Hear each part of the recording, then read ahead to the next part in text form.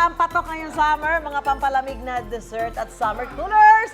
Yan ang ibibida natin ngayon dito sa UH Summer Corner! Yes, higante sa sarap ang titikman nating pampalamig ngayong umaga. Ito ang viral na Jumbo Coolers. Wow! Tignan mo naman, Kaloy. Pakita natin.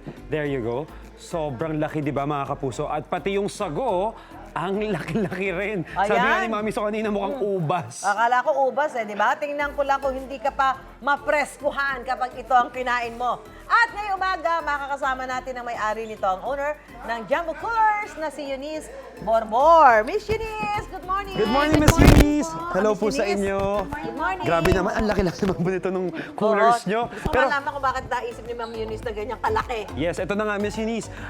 Itong summer cooler nyo, ano ba yung kakaiba dito sa mga, among all others na natatry natin kapag summer? Pag summer po kasi usually halo-halo lang po. So medyo boring na siya, di ba? Kasi pag halo-halo, lagyan natin ng twist.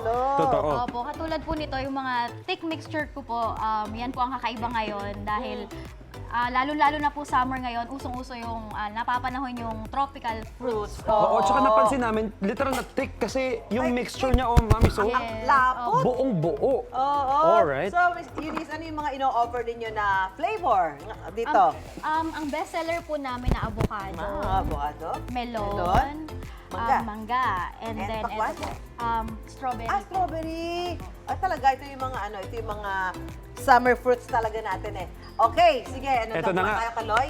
Miss Turuan ko po kayo Eunice, gumawa. turuan niyo na mo po kaming kami kung paano gumawa. gumawa nitong thick summer cooler natin. So, una po, i-wall natin yung Walling. May walling. Ay, hindi, para papayad lang ata dun sa, sa container.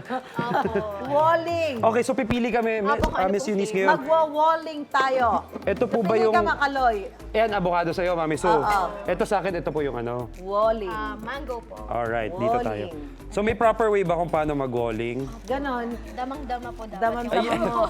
Paano ba, ha? Ito yung nagbumukhang ng container kapag bumibili tayo ng mga drinks sa labas din. Ayun. There you go. Makikita na ba yung akin? Kapag ka mo, Enticing siya. ang tagal. Tama rin sa'yo? Opo, and then Susunod, lalagyan po natin ice ng na. ice. Yellow. Lagyan mo na ng ice. Sige, Kaloy. Mami So, lagyan ko yung sa'yo. Tell me when to Ano, stop. kailan, ganong karaming ice? Kalahati. Okay na po yan? Or dagdagan Dagdagan pa? Tapos, Okay, medyo puno Medyo pala fat dapat. concentrated po yung mga thick natin. Ayun, kaya para mas madalute siya properly. Tapos, Opo, There and you then go. Lalagyan po natin ng fresh milk. fresh milk na. Ay, talaga naman. Parang pinaghalong shake and halo-halo. Yan. Yes, po. Tapos, talagay mo na ng milk. O, Kaloy, lagay mo na rin sa'yo. And then lalagay na po natin ulit yung Uy! thick mixture. Ang dami! Ang Yan dami po. naman yan.